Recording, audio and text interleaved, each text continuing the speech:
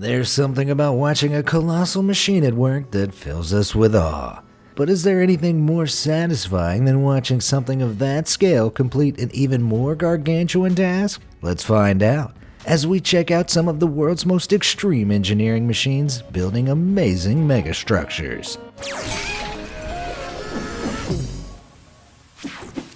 Segmental Bridge Launching Machine.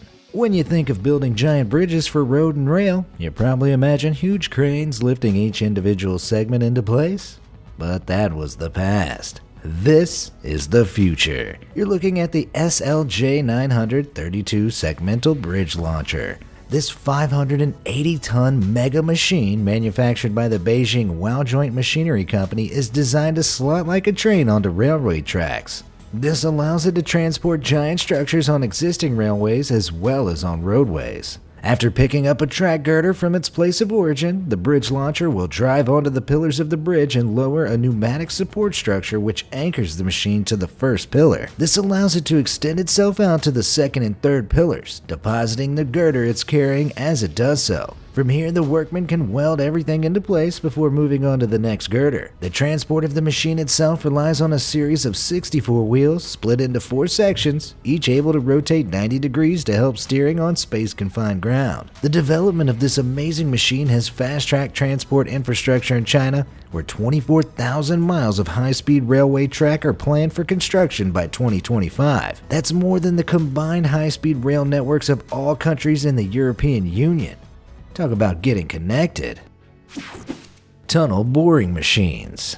Have you ever wondered how new subway tunnels or underground highways are dug through the middle of busy cities? This is a giant infrastructure undertaking that needs to be tackled from below, usually with the help of tunnel boring machines. A great example of this is the ongoing construction of Australia's Forestfield Airport link. It currently requires the use of 2 tunnel boring machines designed by German company Henrecht, costing approximately $20 million each. With their 39-foot radius rotating cutter wheels, these machines easily break material away from the tunnel's rock face. The gravel is then transferred to the belt conveyor system via a screw conveyor, whilst the hydraulic system continuously pushes the machine forward. Reinforced concrete segments are then installed, matching the tunnel's curvature. These form rings to reinforce the tunnel the machine bores, and once each ring is completed, the hydraulics are able to push against the new segment to propel it forwards. In Australia's Forestfield Airport Link project, around 9,000 rings are currently being placed along 5 miles of tunnels. It might not seem far, but in order to prevent major vibrations and disruptions, technology being used in this way needs to go very slow. Because of this, the 2 machines working on Australia's Airport Link project started in late 2017.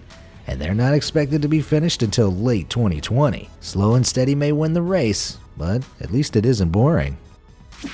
Tower cranes.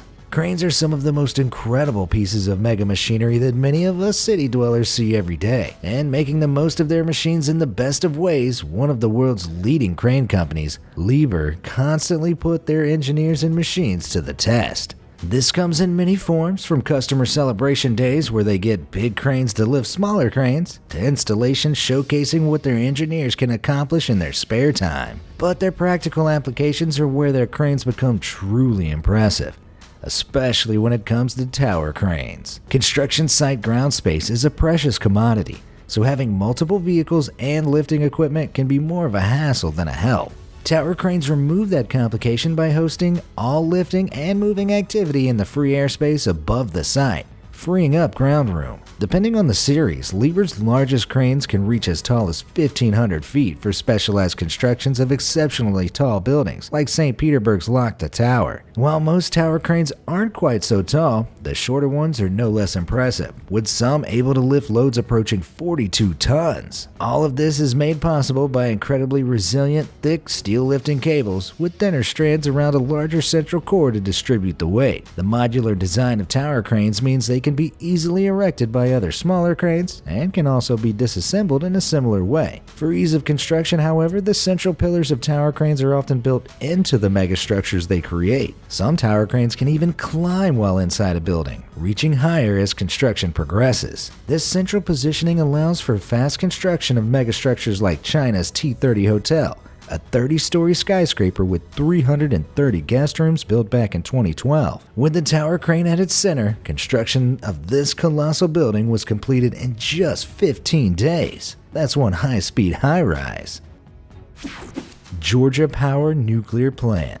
Tower cranes may be the undisputed king of skyscraper construction, but when you need to move something heavier a little further than they can reach, being static becomes a problem. Construction plots like the nuclear plant Vogtle in Georgia can span over 3,200 acres, which is almost large enough to house Central Park 4 times over. In large plots like these, crawler cranes are the weapon of choice for several reasons. For starters, Units 3 and 4 of Georgia's Vogtle expansion project had nuclear containment roofs weighing in at over 900 tons apiece. Being 135 feet in diameter and 37 feet tall, each of these rings weighed more than 2 jumbo jets. With even the heaviest load tower cranes typically topping out around 50 tons, they needed something with a little more power. So they went with the Lamson LTL 2600, a fully mobile crane with a 400-foot boom that can lift up to 1,200 tons, making it perfect for this heavyweight job.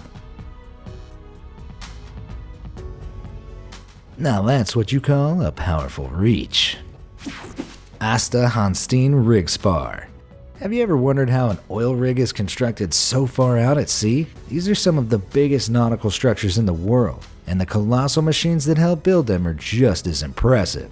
Take for example the world's largest oil rig, the Asta Hanstein. The spar platform of this incredible structure was built in South Korea and measured in at 656 feet long, 164 feet in diameter, and over 46,000 tons in weight. This incredible megastructure needed to be transported all the way from Korea to the coast of Norway, which is where the global market leader of heavy marine transport stepped in. This is the Boskalis Dockwise Vanguard, a semi-submersible heavy transport vessel which can sink over 90 feet beneath the waves, allowing heavy machinery to float onto the platform instead of being laboriously lifted. The latest versions of these bowless design vessels accommodate an astonishing deadweight capacity of over 117,000 tons. The journey took just over 2 months, traveling 14,500 nautical miles. When it arrived at its designated site in December 2018, 50 million liters of water were pumped in to raise the hull, and it slowly ascended like an oceanic colossus.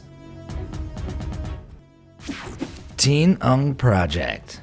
So you've seen what goes into constructing the underground portion of an oil rig, but where do oil field workers live and store equipment while at sea? The answer is up top. But as we saw with the Asta Hanstein spar platform, nothing of this scale is ever built from scratch in the middle of the ocean. The top of the Teen Ung BKTNG field rig was no exception to this rule. Built offshore, the project required a 4,200-ton topside and an 850-ton living quarter on top of that. Now, lifting things on land is reasonably straightforward, as most machines can be grounded and counterweighted on the earth. Marine lifting vessels, though, require complex engineering to ensure that the entire operation doesn't capsize. For an undertaking like the Teen Ung rig, which was at the time the world's heaviest nautical lift installation, they needed to bring in the big guns.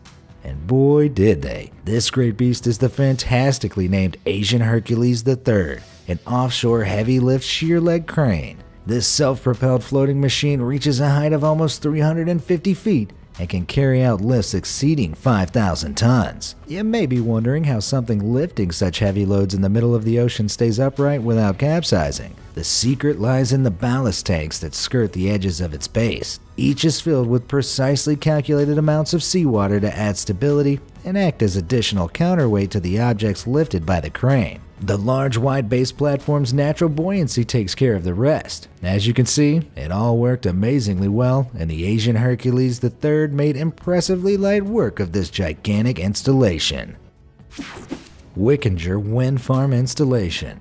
If you've flown on a plane in the past few years, you may have spotted one of these offshore wind farms in the sea. But have you ever considered how big these renewable energy generating wind turbines are up close? While onshore, wind turbines can reach 575 feet in height, offshore turbines can hit a gargantuan 853 feet. For perspective, that's over half the height of the Empire State Building. Much like other offshore projects, these colossal structures need a host of mega machines to move them into place. The Wickinger offshore wind farm installation was undertaken in 2017, placing over 70 turbines off the coast of Germany, and they used the Fred Olsen wind carrier to complete the most fundamental stages of the job. This uber machine is a jack-up vessel, which is a ship that contains 4 self-elevating ballasts that settle on the ocean floor and hoist the ship above the waves. This means construction of the giant structures isn't limited to the height of the ship's attached crane and allows the offshore operators a greater degree of precision during building. The crane itself can support a maximum weight of almost 800 tons and slots the individual turbine pieces together like a kid assembling a Lego set. That'll put some wind in your sails. Wiggins Island Tandem Cranes.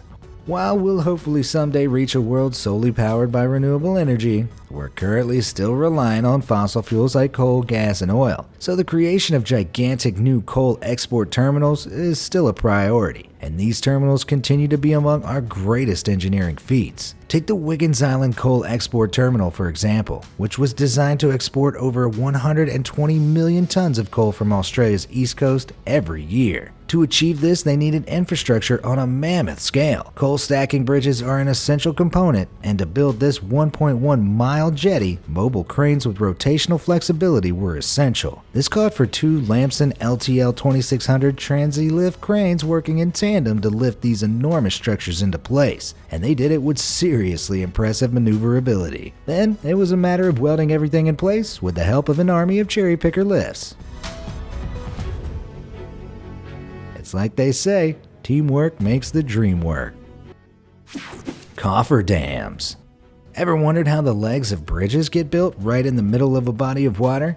It's a fascinating process and involves 2 little things, or rather enormous things, called sheet piling and cofferdams. Sheet piling involves the interlocking and overlocking of huge steel beams, which is a method most commonly used in constructing these enormous metal cylinders, formerly known as cofferdams. These steel enclosures are dropped into riverbeds and seabeds, after which the water is pumped out, creating a dry environment for workers to undertake tasks like bridge foundation building. In some cases, like this project from Great Yarmouth in the UK, enormous shear leg crane barges are employed to lift each of the giant steel cells out into the water. The particular cells used in Great Yarmouth, each weighing in excess of 400 tons, were lifted from the quayside and floated into position. But in some cases, the shape, weight, and height of the structure make it difficult for this kind of exact positioning. In these cases, the cofferdams are launched straight down a slope right into position, like the 800-ton Wuxi Yangtze River Bridge cofferdams. Once in the water, they can then be gently floated into location, fixed to the riverbed, and drained, so the next stage of construction can begin. Cofferdam, that's impressive. Which of these machines and their mega structures impressed you the most? Let me know in the comments below, and thanks for watching.